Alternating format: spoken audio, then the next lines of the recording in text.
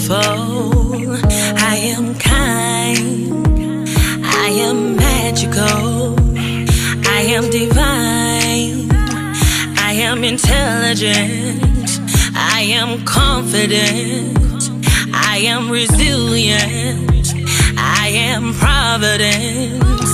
I am, I am, I am, I am, I am, I am, I am.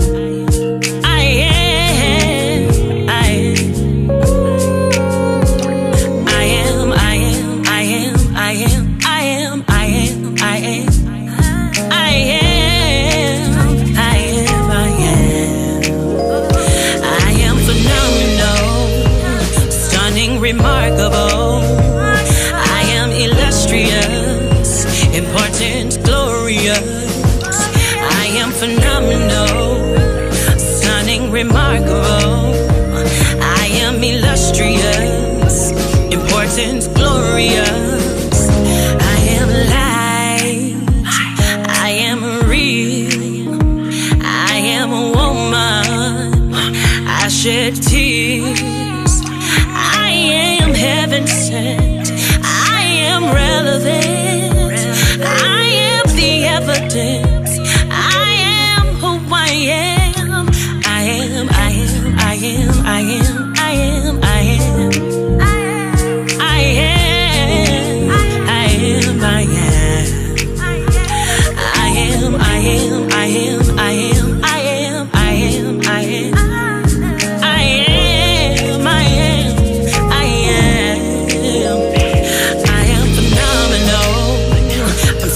I'm remarkable. I am illustrious. I'm important. I'm glorious. I am phenomenal, stunning, remarkable. I am illustrious, important, and glorious.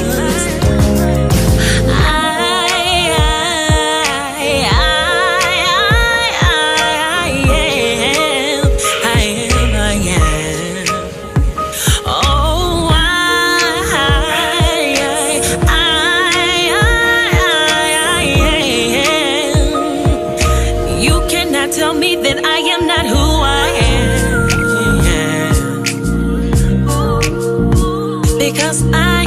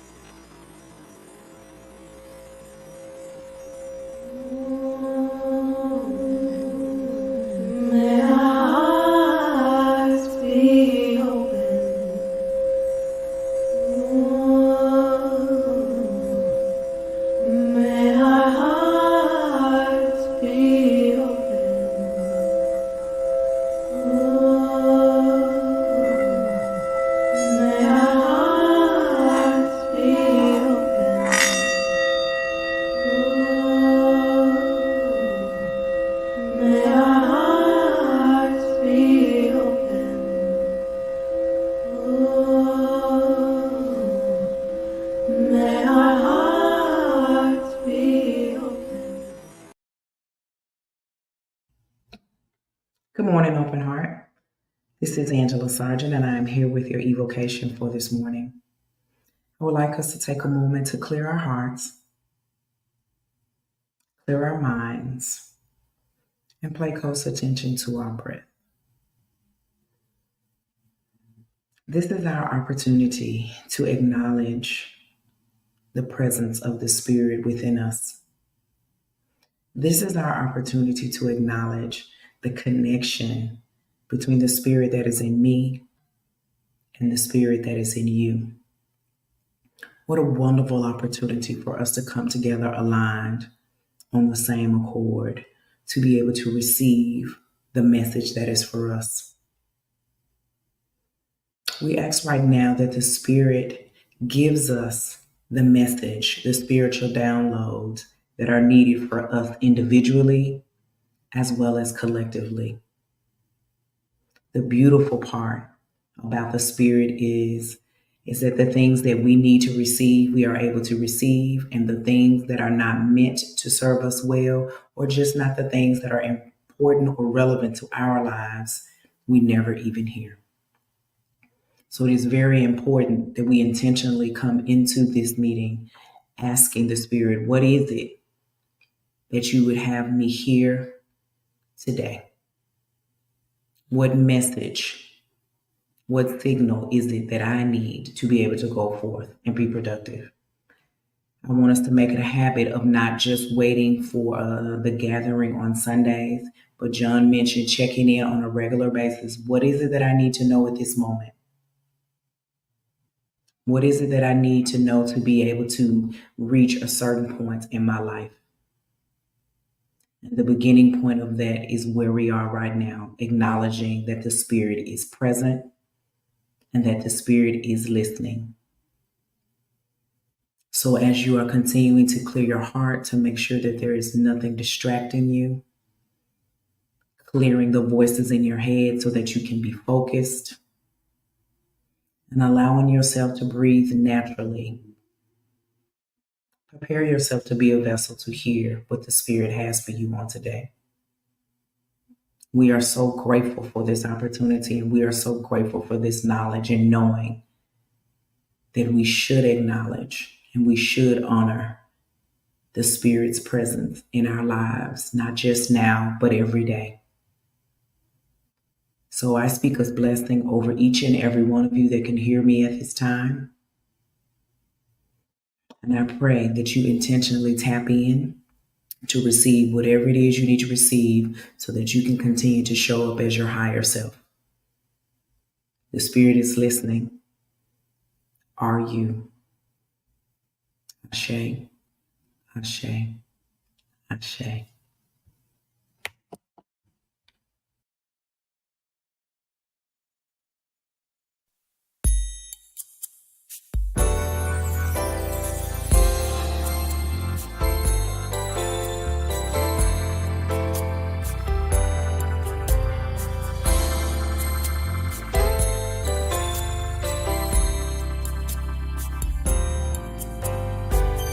Our thoughts are prayers, and we are always praying. Our thoughts are prayers. Be careful what you're saying.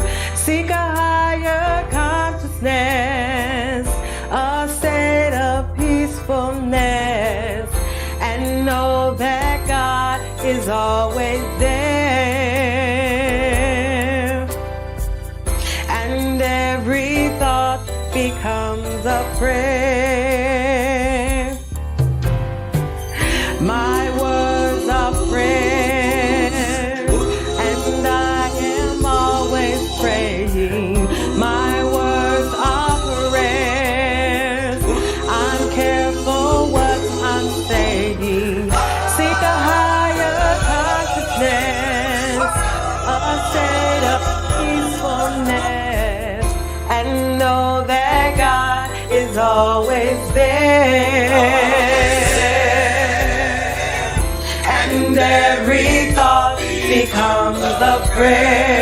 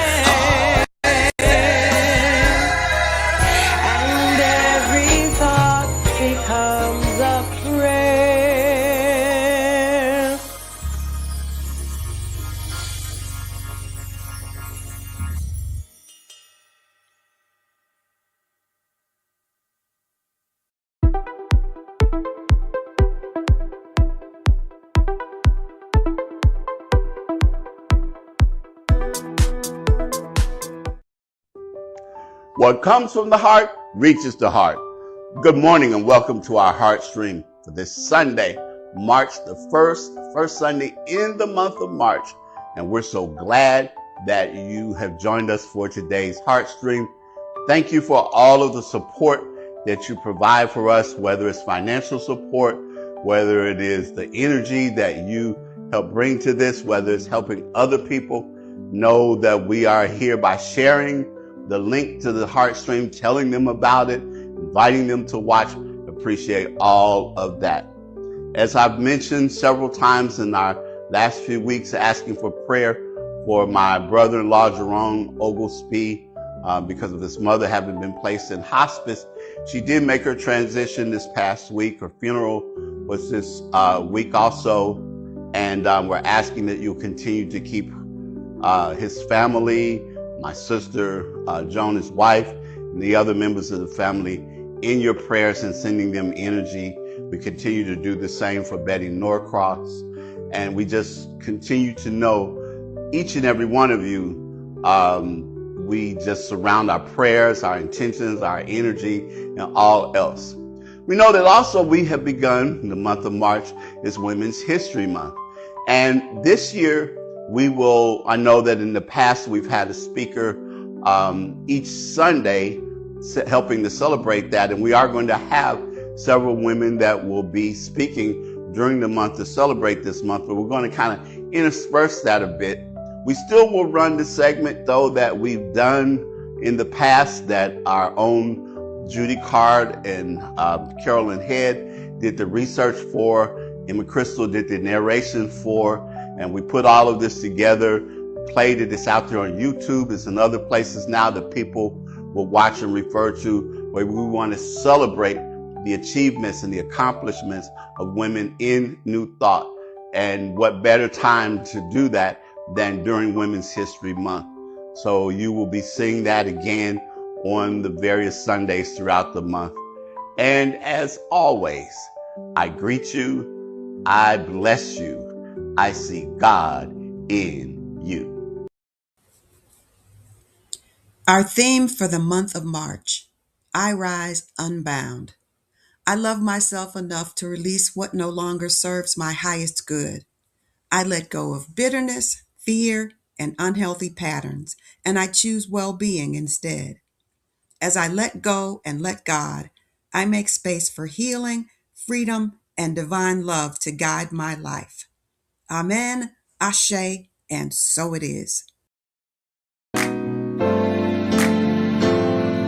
Today is a day like no other day. Just think and you'll know that it's true. Days like today should be holidays. So I'm singing this message to you. Happy birthday to you. Happy birthday to you. Happy birthday to you. Just have a happy day.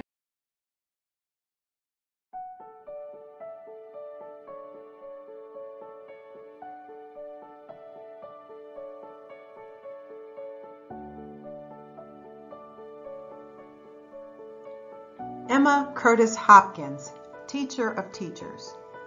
Emma Curtis Hopkins was an American spiritual author and leader.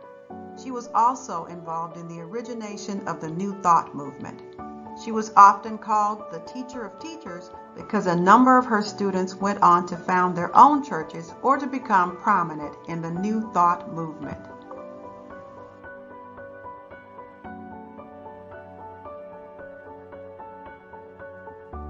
Hopkins was a primary theologian, teacher, writer, feminist, mystic, and prophet who ordained hundreds of people, including women, at what she named, with no tie to Christian Science, the Christian Science Theological Seminary of Chicago. Hopkins also believed that the changing roles of women at the time were an indication of their divinity being realized and signaling a new epoch identifying with the mother, or feminine-like aspect of God. The New Thought movement usually credits Phineas P. Quimby, who died in 1866, as the central founder, but New Thought did not formally organize itself until Emma Curtis Hopkins brought together and focused the national movement in 1886 through 88, with a base in Chicago.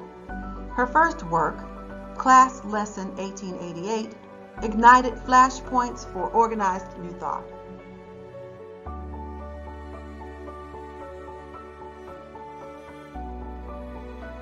Many of the great New Thought authors of the time studied with Emma Curtis Hopkins, including Charles and Myrtle Fillmore, founders of Unity, Ernest Holmes, founder of Religious Science, Melinda Kramer and Nona L. Brooks, founders of Divine Science, and Harriet Emily Cady, author of Unity's cornerstone text, Lessons in Truth. Hopkins wrote many books on spiritual healing and the soul's relationship with God. She died at her home in Connecticut in 1925.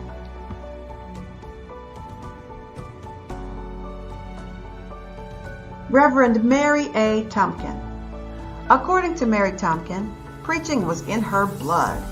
Her grandmother was a preacher, and Mary herself began preaching in her Detroit, Michigan church at the tender age of 13. Though her minister encouraged her calling, she resisted. She initially began a career in banking, and then she and her husband migrated to Miami, Florida.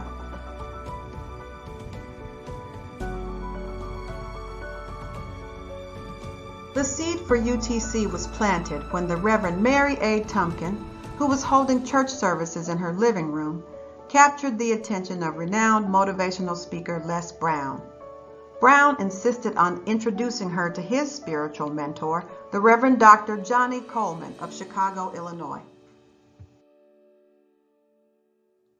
Reverend Coleman, the founder and then president of the Universal Foundation for Better Living, UFBL, was so impressed with Reverend Tumpkin that she recruited her to serve as the liaison for a Miami-based affiliate of the UFBL. On Sunday, September 29, 1982, 80 adults and 46 children chartered the Universal Truth Center for Better Living, UTC. Reverend Coleman performed a spiritual baptism ceremony for the charter members and presided over UTC's first worship service, which was held in the community center of a housing project in the neighborhood known as Liberty City.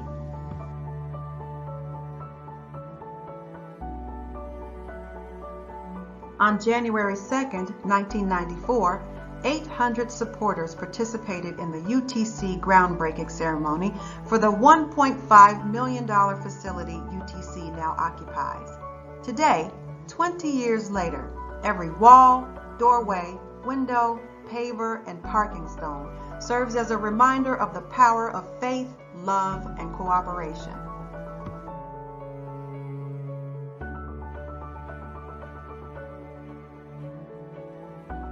Reverend Tumpkin also served as the UFBL president from 1995 to 2013.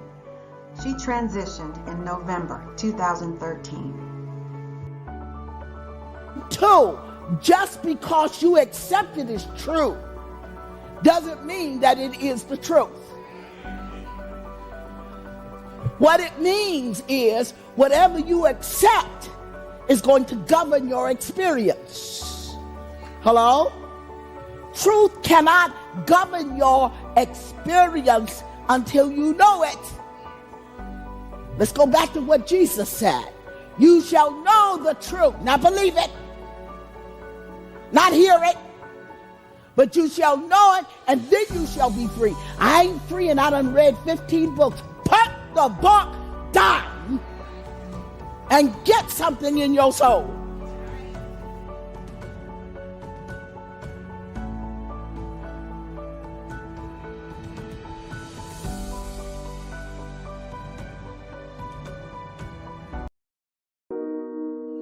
There are several ways to give to Open Heart: through our Cash App at OHSC 901, online at ohsc901.com, or text the word GIVE to 615-422-4290. A powerful way to start or continue your day is with our daily prayer call.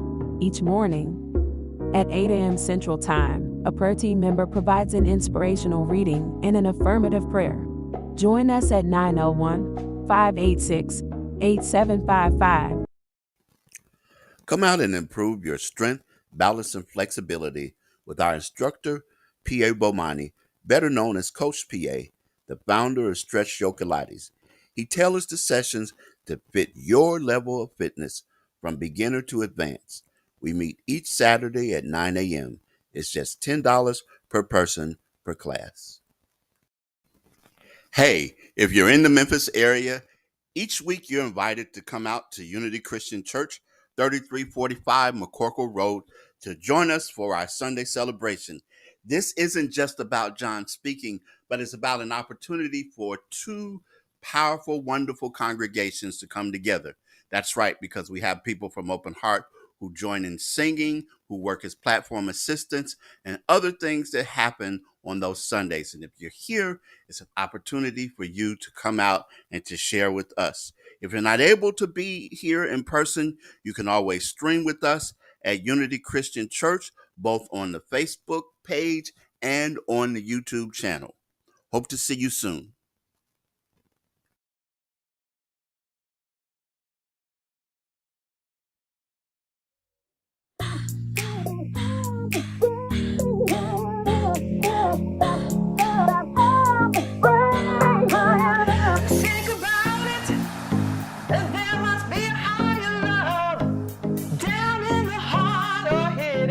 Stars above. Without it, life is a wasted time. Look inside your heart and I look inside mine. Things look so bad everywhere. In this whole world, what is fair? We walk the line and try to see, falling behind and what could be. Bring me your higher love. Bring your higher love. Oh, bring your higher love. Where's that higher love I've been dreaming of? Worlds are turning and we're just hanging on, facing our fears and standing out there alone. I'm yearning, yeah, and it's real to me. There must be someone who feels just like me. Things look so bad everywhere. In this whole world, what is fair? We walk the line and try to see, falling behind in what could be. Bring me a higher love. We bring a higher. Bring a higher love. Oh, we bring a higher love. Where's that higher love I keep dreaming of? We bring a higher love. Bring a higher love. Oh, we bring a higher love. Where's that higher love I keep dreaming of?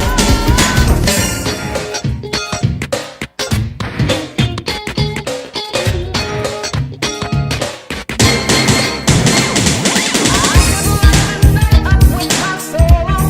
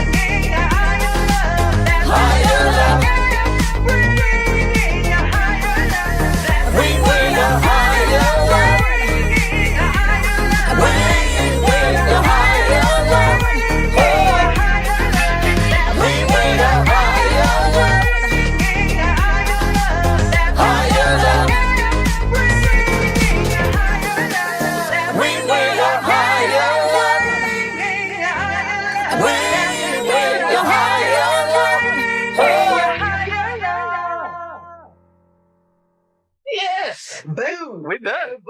That's what I'm talking about. Get it on the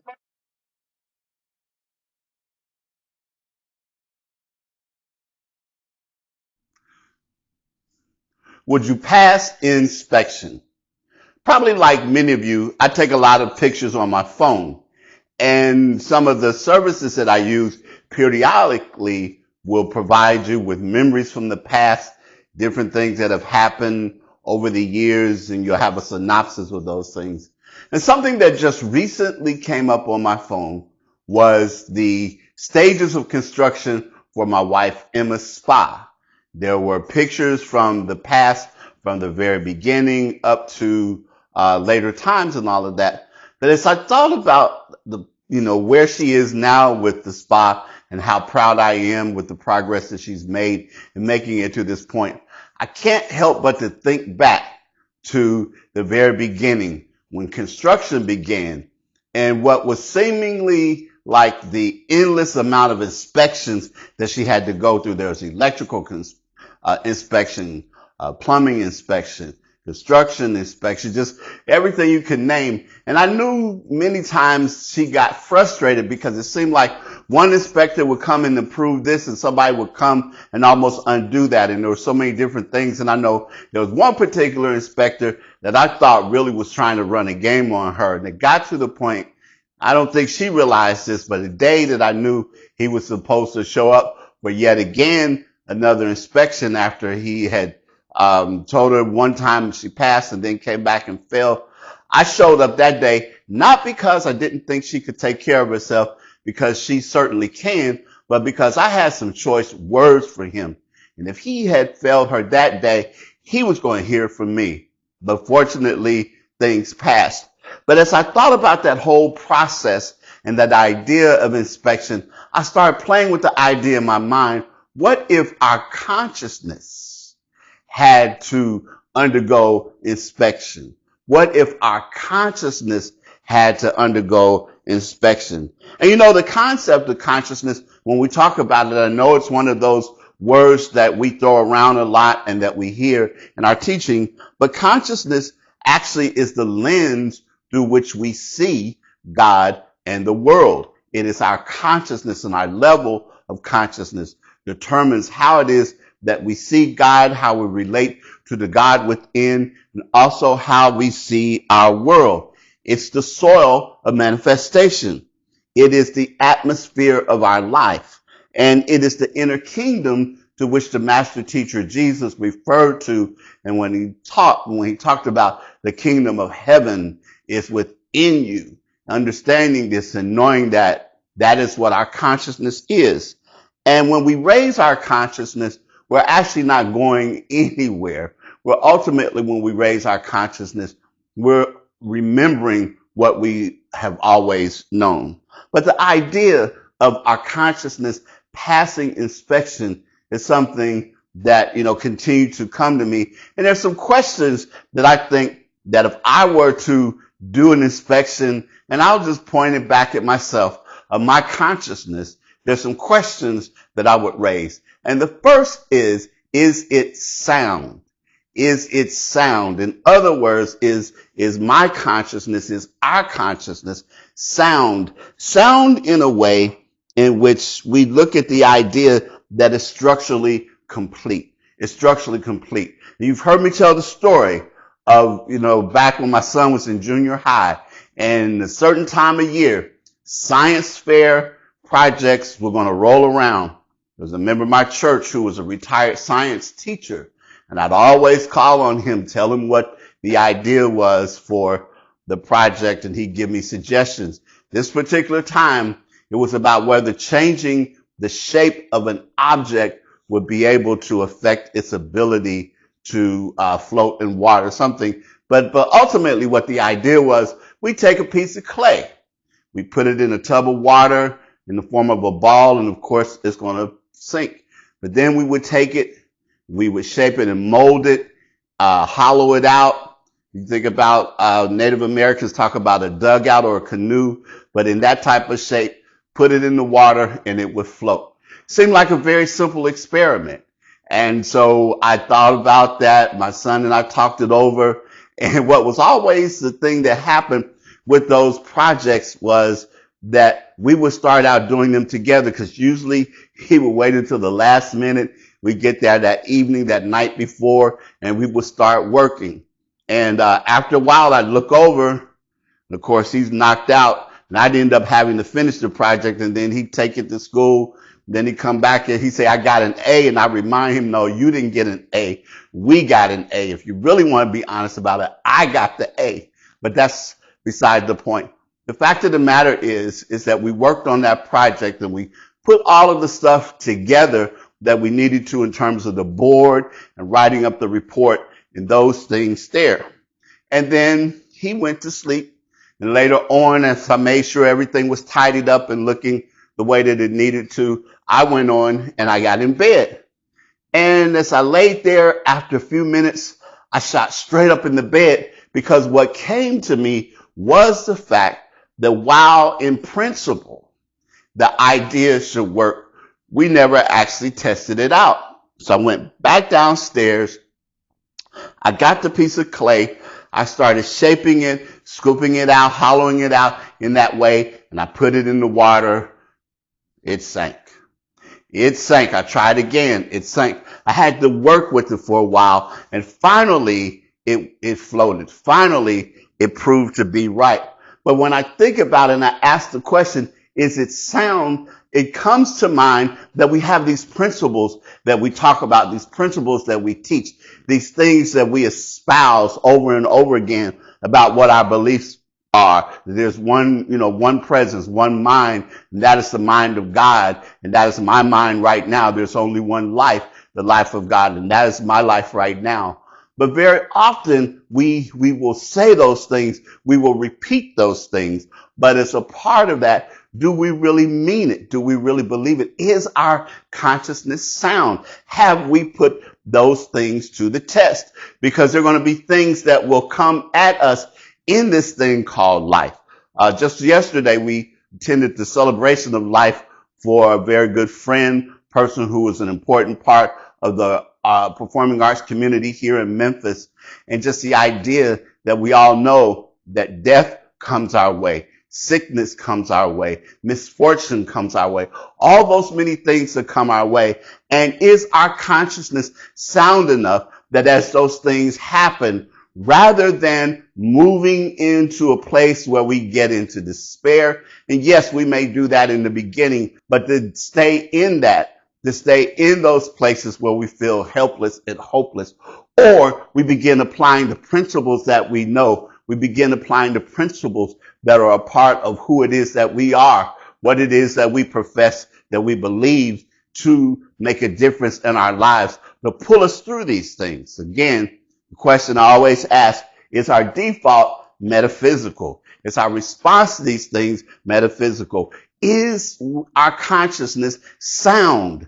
Because there are going to be times when we're going to need to make sure that it is. And it's important to do those things before we get the real test, to test it in things, in the things that we say, in the way in which we conduct our lives. And that brings me to part of this is the congruence, the idea of congruence, that we need to make sure that our actions and our words and our thoughts and everything else line up, that they line up. We can't say one thing and do another thing. If you think about the whole idea of congruence, if you're in a relationship and you declare your love for that person and the idea that you are there for that person and they're a part of your life, but you're never around when they need you to be around, you never pay attention to the things that are important to them, none of those things happen. There's going to be question about just how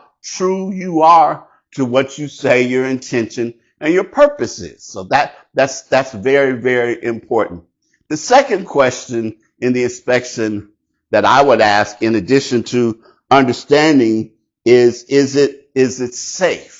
Is it safe? Is our consciousness safe? And what I mean by that is it's safe, just like with a building, that it makes sure that it passes all of the codes and the requirements to keep people safe, the people that are going to be there. But in our consciousness, is it safe in the sense that we live in a society today where there's so much that is taking place that is bombarding our sense and our sensibilities, and so much that is happening with us, whether it is news information, whether it's new legislation that's happening. We know that we've got right now this attack that we, along with Israel, have done on Iran, and the tension that all of a sudden has really escalated mightily in the Middle East, and what that might mean for us, all of the other things there.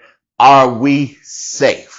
Are we able to, in the midst of these things, to navigate ourselves, to be able to use the tools that we know that are available to us, the tools that are ours, to make sure that we have a sense of safety, that we have a sense of well-being, that we have a sense of knowing in all of the things that are happening for us. Understanding this and operating from this can be very important and is ultimately essential in our lives. Are we safe? Because otherwise, our sense of well-being, our sense of wholeness, our sense of connectedness to something that is greater and deeper and more powerful than us will be shaken and can be taken from us. Not that it's ultimately taken, but our concept or our awareness of it is that it is taken from us, it's moved from us. So is it safe? Are we safe? And then the final question would be, is it sustainable? Is it sustainable? Is it something that in the long term, that as we build our consciousness, that we are constantly doing the things to maintain our consciousness, again, the tools of meditation, affirmation, of setting our intention, of visualization, those things. Are those things that we are constantly doing? Is it sustainable, something that we can do? I can remember when there seemed like at one point in my life, I was a part of several different groups. And there, at one certain time, there were different people who were touting morning routines. And, I'm a fan of morning routines, but they were talking about the things that we need to do when we get up in the morning. And one person, their morning routine, a part of that was writing a letter to God. And another was, sitting down and visualizing and preparing for your day. Another was making a list and then praying over the list, just many different things. And I can remember someone saying to me, well, what is the best morning routine?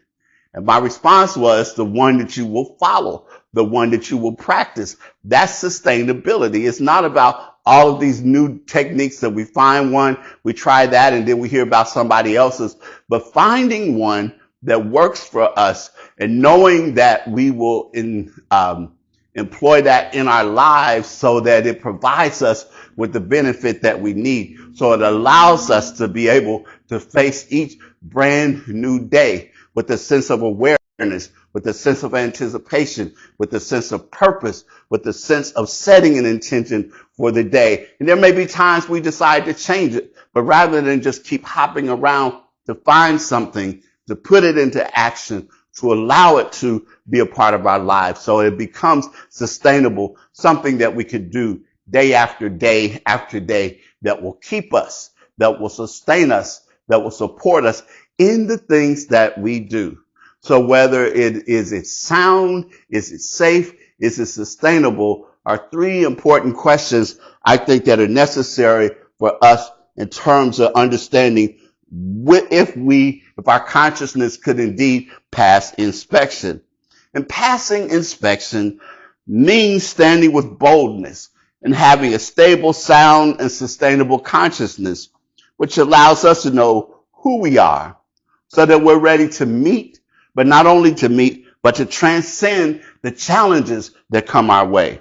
When we understand who it is that we are God in expression, we can have lives that are meaningful, joyful, that are rich, that are empowered, lives that are full of inspiration, lives that we can conduct and move through without being affected by those external circumstances and situations. And even when we can get back on course quickly because we have the know-how in which we do that. When we understand the truth about ourselves and the universe and how it allows us to find a permanent and eternal space within ourselves where we know that all is well, where this understanding enables us to live from and to embrace and to express the light that is within. Would you pass inspection? Would your consciousness pass inspection? Think about it. Amen, ashe, and so it is.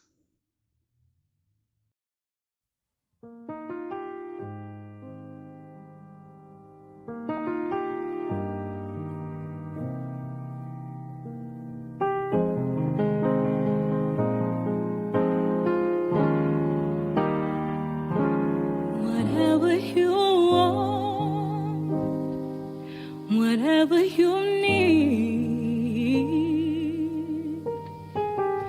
anything that you want done, baby, I'll do it naturally,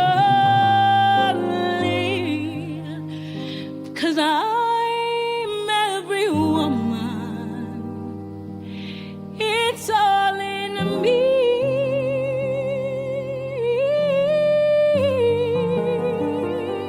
It's all in me.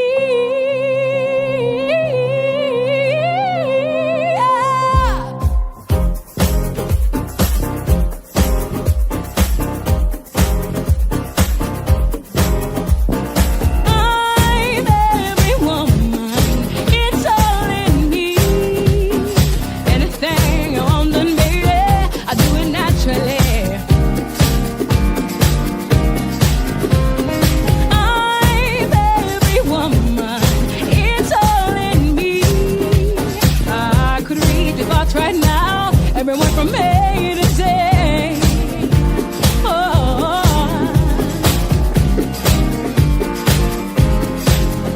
I can catch the spell of secrets you can't tell. Makes a special glue with a fire inside of you. Anytime you feel a danger appear, then instantly I will appear. 'Cause I'm every woman. It's all in me.